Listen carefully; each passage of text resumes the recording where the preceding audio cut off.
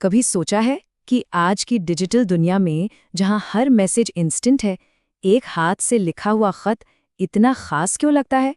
आज हम इसी जादू को समझने वाले हैं। चलिए हिंदी पत्र लेखन की दुनिया में चलते हैं। तो सबसे पहले एक बुनियादी सवाल, जब हमारे पास इतने सारे तरीके हैं, मतलब पलक झपकते ही मैसेज भेजने के, तो फिर एक खत में, एक चिट्ठी में ऐसा क्या है जो उसे आज भी इतना पावरफुल और यादगार बनाता है?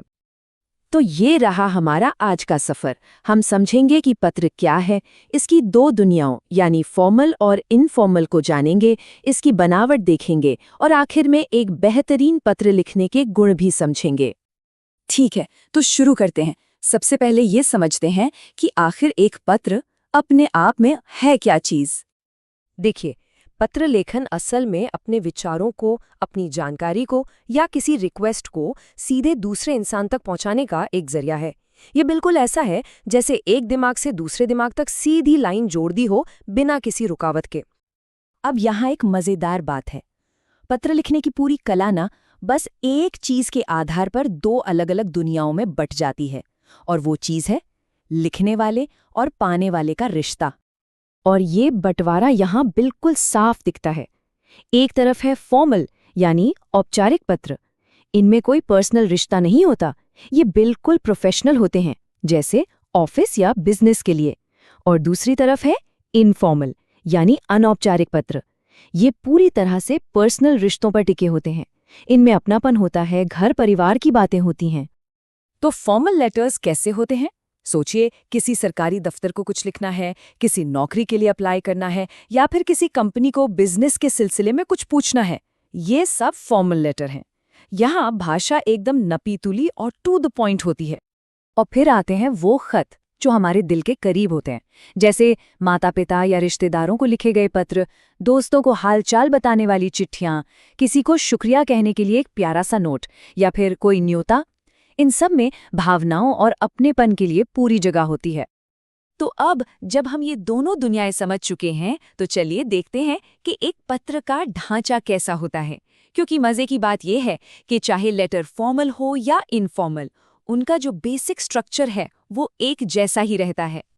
इसे एक सिंपल 4 स्टेप के सफर की तरह सोच सकते हैं। स्टेप 1, सबसे ऊपर दाहिनी तरफ भेजने वाले का पता और तारीख। स्टेप 2, फिर बाईं तरफ आता है संबोधन, मतलब जिसे पत्र लिख रहे हैं उसके लिए ग्रीटिंग। स्टेप 3, बीच में आता है पत्र का मेन हिस्सा यानी हमारा मैसेज। और स्टेप 4, आखिर में दाहिनी तरफ समापन के शब्द और लिखने वाले का नाम। अब बात करते हैं एक बहुत ही जरूरी चीज की, पत्र को शुरू और खत्म करने की कला। क्योंकि जिसे भी पत्र लिखा जा रहा है उसके साथ रिश्ते के हिसाब से ये शब्द पूरी तरह बदल जाते हैं। ये टेबल इस बात को समझने के लिए एक परफेक्ट गाइड है। जरा देखिए, अगर अपने से बड़ों को लिख रहे हैं तो पूजनीय, और आखिर में आपका आज्ञाकारी। दोस्तों के लिए प्रिय मित्र और तुम्हारा मित्र। छोटों के लिए प्रिय अनुज और तुम्हारा शुभेच्छु। और अगर किसी अधिकारी को लिख रहे हैं तो महोदय और भवदीय। रिश्ता बदला, शब्द बदले। तो सवाल ये है, एक अच्छे और एक बेहतरीन पत्र में क्या फर्क होता है? वो कौन सी बातें हैं जो एक खत को सच में असरदार बनाती हैं? इसका जवाब इन 4 गुणों में छिपा है। तो ये है वो 4 बातें। पहली, संक्षिप्तता, मतलब सिर्फ काम की बात घुमा फिराकर नहीं। दूसरी, संतुलित भाषा, यानी आसान शब्द जिनका मतलब साफ समझ आए।